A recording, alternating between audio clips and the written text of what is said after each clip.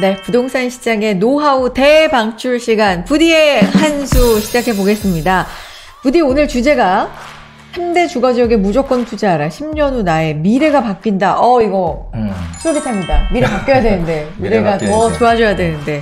자, 지금 처금매만 거래되고 있는 상황이고요. 거래 단절 상황이죠. 그래서 시장의 변곡점이 언제 올까 이렇게 이제 고민하시는 분들, 생각하시는 분 많으신데, 지역별 양극화는 지금 점점 커져만 가고 있지만 아직까지 그 부동산 시장의 변곡점은 오지 않고 있고요. 그리고 서서히 지금 변곡점을 향해서 좀 가고 있다고 생각을 합니다. 그래서 위기에도 흔들리지 않는 미래의 3대 주거지역, 이것이 바로 지역별 양극화가 커지는 상황에서 우리가 살아남을 수 있는 투자 방법이 아닌가 싶어서 이렇게 준비를 해봤고요.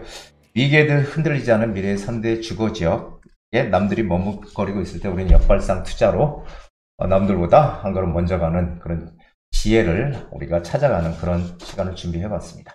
지금 준비를 하면 좋을 것 같아요. 3대 주거지역이라고 했는데 미래의 3대 주거지역? 여기 투자해야 된다? 어디예요? 네, 이거 보시면 압니다. 네. 그럼 보여주세요. 네. 자, 시작합니다. 네. 미래의 3대 주거지역, 앞으로 가장 비싸질 주거지역. 우리가 집을 한 채를 가지고 있더라도 반드시 이런 것을 잘 우리가 판단을 하고 투자를 해야 됩니다. 자, 첫 번째가 한강변입니다. 제가 누누이 얘기했듯이 한강변의 가치는 앞으로 어마어마하게 커질 것이다. 지금 미국을 비롯한 영국, 프랑스 이런 데들의 강변, 이 강가에는 부자들이 산다는 건 다들 아시죠? 우리도 이제 이렇게 점점 바뀌어간다는 거예요. 그래서 2030 서울 도시 기본 계획에 이 한강변을 어떻게 바꿔가겠다라는 계획들이 나옵니다. 그래서 한강변의 가치가 우리도 이제 점점 선진국들처럼 커져가는 이제 그런 시간이 될 거다라는 얘기를 지금 드리는 겁니다. 자, 프랑스의 파리 세느강가에 있는 집들은 전부 다 부자들이 사는 곳이죠. 영국 런던의 템즈강, 너무도 유명한 그런 곳이죠. 우리는 한강도 앞으로 여기 못지않은 그런 강들이 될 것이다. 자, 선진국별 대도시는 강을 끼고 있다. 맞죠? 강을 주변으로 발달했고요. 조망권, 그리고 돈 있는 부자들은 조망권을 중시해서 부자를 우린 따라가야 된다는 얘기고요. 그 희소성, 한강변에 있는 그런 집들은 전체 집에 비해서 상당히 작죠. 그래서 희소 가치가 크다는 겁니다. 우리가 다이아몬드도 희소 가치가 있다고 하죠. 돌덩인데 사실 희소 가치가 크죠. 왜냐하면 작기 때문에 그렇습니다.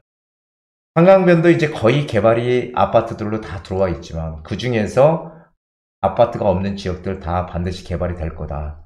물론 우선순위는 있지만 남쪽을, 우리 강남은 전부 다 북쪽으로 한강을 보잖아요. 근데 이 남쪽을 한강으로 보는 그런 지역들이 있다는 거죠. 그런 지역을, 아파트가 없는 지역을 우리가 찾아 들어가는 그런 투자 전략이 중요하다는 거죠. 그래서 한강변의 투자 포인트를 일단 예상하면요, 보시면은 한강변의 모든 아파트는요, 한강변의 모든 아파트들은 당연히 재건축을 할 겁니다. 재건축을 못하면은 사업성이 떨어지면 재건축 못하잖아요. 그러면 리모델링이라도 할 거예요. 리모델링.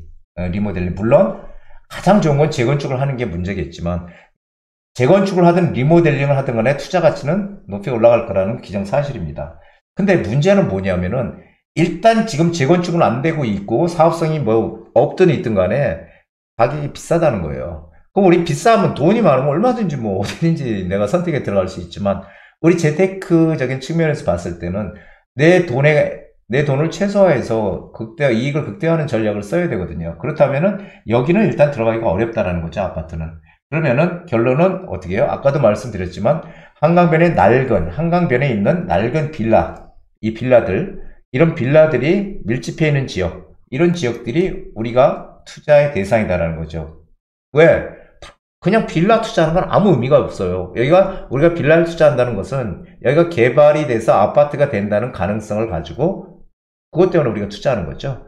그래서 이 한강변 투자, 이것을 우리가 잘 생각해야 된다. 한강변 아파트가 아닌 바뀔 수 있는, 아파트가 없는 단독주택 빌라 밀집 지역, 이런 곳을 우리가 어떻게 선점에 들어가느냐가 중요하다는 거고요.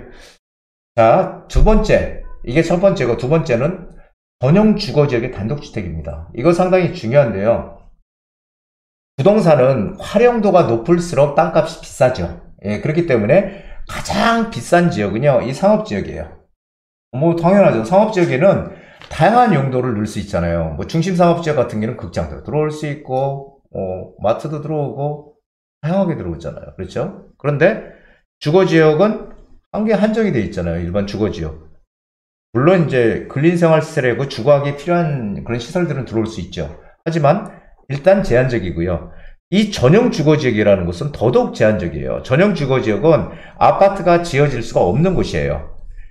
야, 그 비싼 땅값에 아파트를 지어야지 활용도가 커서 이게 이익이 되는데 아파트를 못 짓는다면 땅의 가치는 떨어지겠죠. 그래서 사실은 전용 주거지역은 지금까지 이 땅값이 가장 싼 곳이 전용 주거지역이에요. 자, 그래서 사실은 이 전용 주거지역이 뭐가 그렇게 가치가 있나 이렇게 생각할지 모르지만 소득이 우리가 지금 뭐 35,000불 뭐 이렇게 얘기하지만 소득이 4만 불을 넘어서 5만 불로 가게 되면은 소득이 높아지면 높아질수록 선호도가 전용 주거지역이 커진다는 거예요. 그게 바로 미국의 베버리 힐스입니다. 베버리 힐스도 역시 전용 주거지역이었지만 그것이 결국 어떤 사람이 들어와서 싸니까 거기다가 집을 져요. 단독주택을 짓고 풀장도 만들어. 그러니까 또 옆에 딴 사람이 들어와. 그러면서 지금은 예전에 베버리 힐스는 버버리 힐스가 아니고 베버리 힐스입니다. 옛날에 베버리 힐스는 사실은 뭐 이런 LA나 뭐 시카고나 이런 데의 땅값보다도 훨씬 쌌던 곳인데 지금은 뭐 완전히 역전이 되어 있는 상황이죠. 이런 곳이 우리나라도 있다는 거죠. 이런 곳.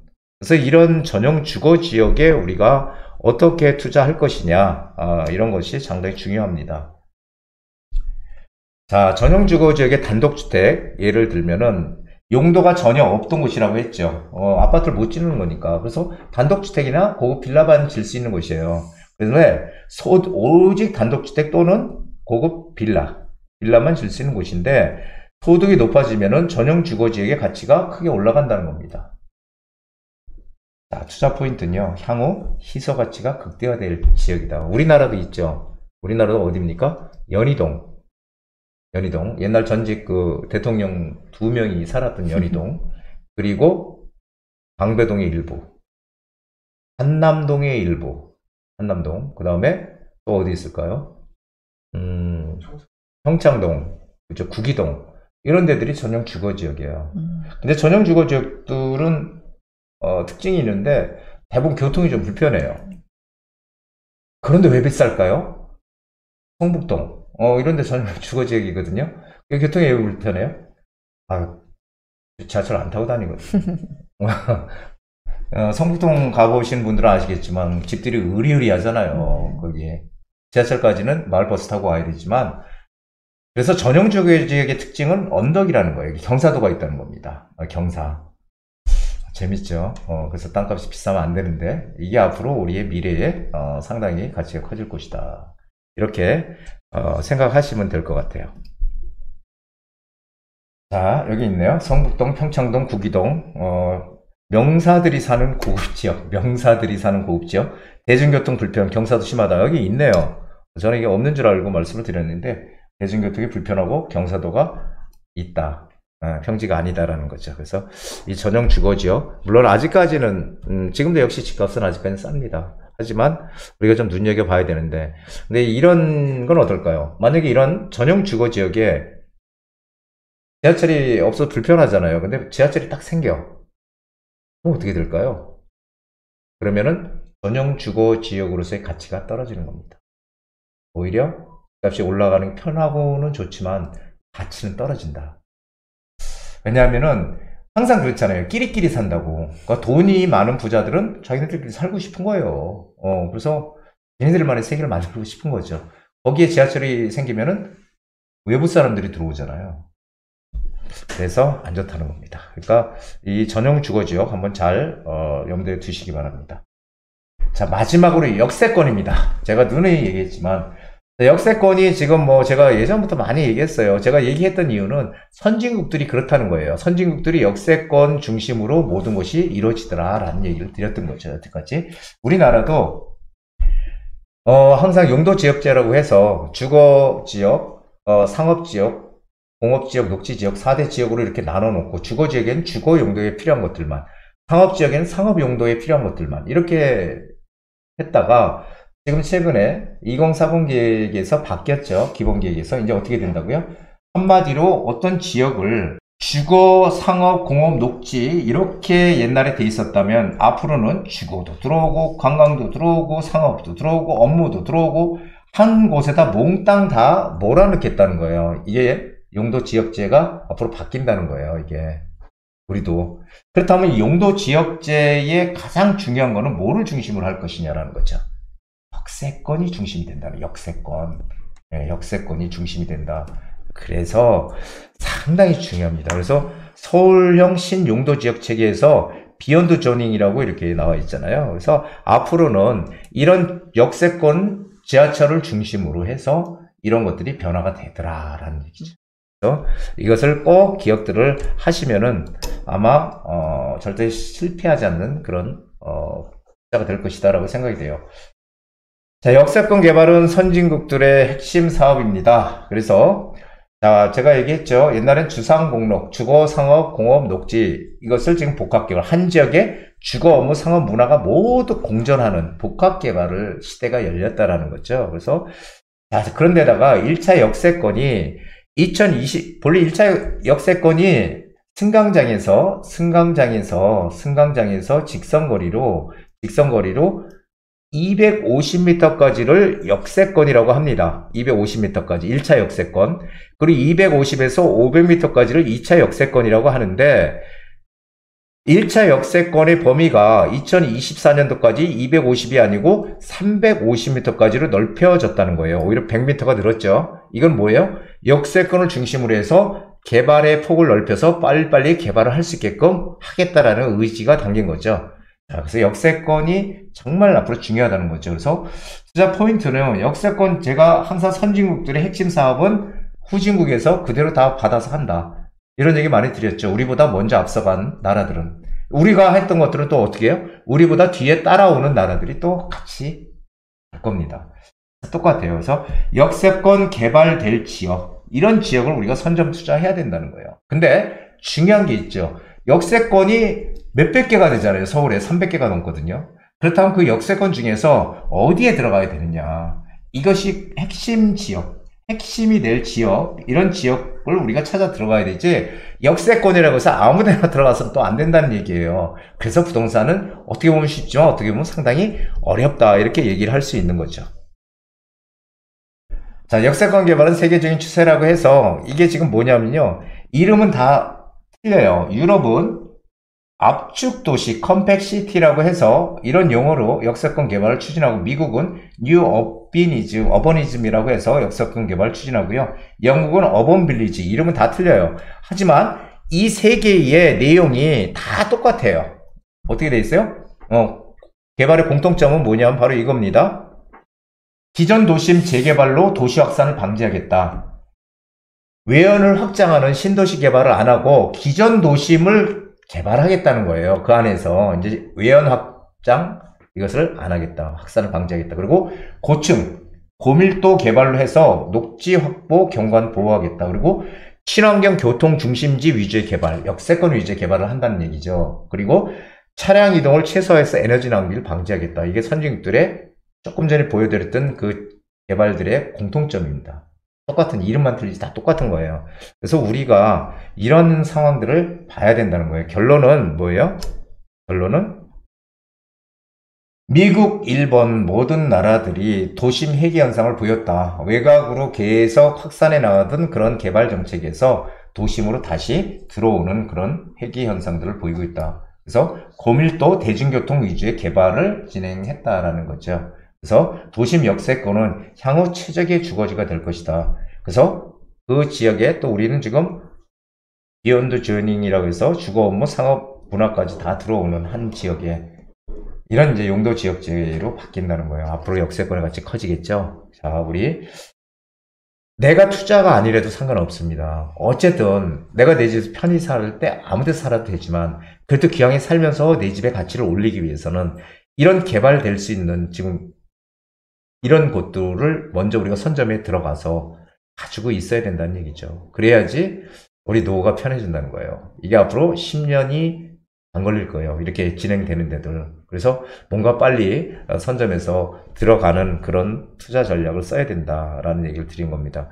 3대 주거지역 꼭 기억들 하시고요. 이런 주거지역을 우리가 어떻게 선점해 들어갈 것인가, 이런 것들이 정말 중요한 그런 과제가 아닌가 생각이 돼서 여러분들에게 꼭 말씀을 드리고 싶어서 한번 주제를 이렇게 선정을 해서 알려드렸습니다. 항상 우리 부동산 DJ 부디를 열심히 구독해 주시는 우리 구독자분들, 항상 긍정적인 마인드로 항상 성공적인 투자들 하시기 기원합니다. 네, 부디의 한수 함께 들어봤는데, 한강변 전용 주거지역, 역세권, 이렇게 3대 주거지역을 기억해야 된다. 10년을 준비해야 된다 라는 말씀하셨는데, 저 이제 들으면서 질문이 좀 있었어요. 네, 전용 맞습니다. 주거지역 같은 경우는 이제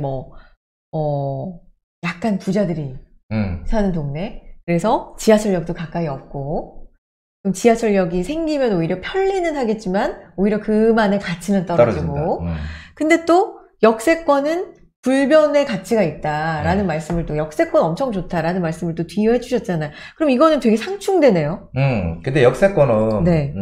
역세권에 있는 곳들은 전용 주거지역이 아니거든요. 전용 주거지역은 아파트가 못 들어오는 지역이에요. 네. 예, 그래서 거기는 그들만의 리그. 따로. 그거 나름 가치가. 그렇죠. 네. 그러니까 거기는 정말 돈이 많은 사람들. 땅값이 싸다고 해도요, 뭐 단독주택 같은 거, 뭐 100평 이상 그런 거를 살려면 그래도 한 20억 이상 들잖아요. 그러니까 그런 데들은 돈 있는 사람들이고, 실제로 우리가 보통 일반적으로 생활하는 분들은 역세권은 어쨌든 교통의 중심이고, 주변에 어떤 역세권으로 편리한 시설도 다 돼 있잖아요. 그렇죠. 그래서 우리가 일반적인 사람들이 생각하는 그 전용 주거 지역하고 좀 틀리죠. 이 역세권하고는. 그렇군요. 이 부분이 또 궁금했고, 또 하나는 역이 진짜 많잖아요. 우리나라가 이제 전철, 지하철 뭐 이런 노선이 엄청 잘 돼 있기 때문에 역이 진짜 많은데, 역세권은 그 지역에서는 그래도 그 지역 나름에서는 뭐 좋은 지역일 수 있지만, 전체적으로 봤을 때 역세권이라고 다 가치가 똑같은 건 아니다. 그렇죠. 왜 그러냐면 아까 제가 처음에 말씀드렸던 거랑 같은 맥락인데요. 네. 역세권 역들을 중심으로 해서 아까 비욘드 조닝이라고 해서 개발이 된다. 거의 복합 개발이 된다. 그렇죠. 그래서 거기도 뭐 재개발도 되고 일자리도 들어오고 된다고 치는데, 그렇다면 역세권들이라고 해서 다 되는 게 아니잖아요. 그럼 거기서 될 지역들이 있을 거예요. 그런 지역이 어디냐? 그런 지역이 아까도 말씀드렸지만은 중심 지역이라는 거죠. 그런 중심 지역들을 먼저 한다는 거예요. 우리 한번 어떤 커다란 개발 계획이 있는 거, 그런 것들을 한번 가만히 생각해보면 어디에 들어왔나 이렇게 생각을 해보면은, 롯데 타워도 어디 들어왔어요? 송파에 들어왔죠. 삼성동 안전부지 개발하는 것도 역시 강남이고. 다 이 중심 지역 쪽으로 들어올 수밖에 없다는 거죠. 거기가 가장 많이 활용도가 크니까. 그래서 결국은 그런 지역을 들어와야지 가격이 좀 싸다고 해서 외곽으로 간다든지, 외곽에 여기 역세권이야 하고 간다든지 안 된다는 거죠. 그래서 내가 사는 거는 기왕이면은 좀 더 좋은 곳으로 가서 사는 게 맞지만, 굳이 뭐 그게 아니라면 내가 사는 거는 어디 살아도 상관없어요. 내 마음이 편한 곳에 그렇죠. 살면 되죠. 제가 얘기하는 거는 투자의 관점에서만 말씀을 드린다. 이렇게 생각하시면은 좋을 것 같습니다. 투자의 관점으로 봤을 때는 그래서 향후 10년 한강변 전용 주거지역 역세권을 기억하자. 특히나 역세권 좀 강조를 해 주셨습니다. 자, 이렇게 부디의 한수 함께 했고요. 조금 더 자세한 내용 세미나 통해서 들어보실 수 있는데 11월 3일, 11월 10일 모두 목요일에 준비가 되어 있네요. 시간은 오후 2시부터고요. 지하철 강남구청역 인근에 있는 부디의 미래가치투자연구소에서 진행이 됩니다. 역시나 이것도 역세권이니까 잘 찾아오실 수 있을 것 같고요. 재개발 선정지 그리고 재개발 예정지 소액투자 방법과 전망이라는 주제로 세미나 진행이 되고, 부디 비롯해서 여기 연구소에 있는 여러 전문가들 함께하죠? 네. 전문가들이 또 많은 경험을 상당히 많이 가지고 있는 전문가들이라서 저희는 일당백입니다. 아마 여러분들에게 커다란 도움을 주실. 네.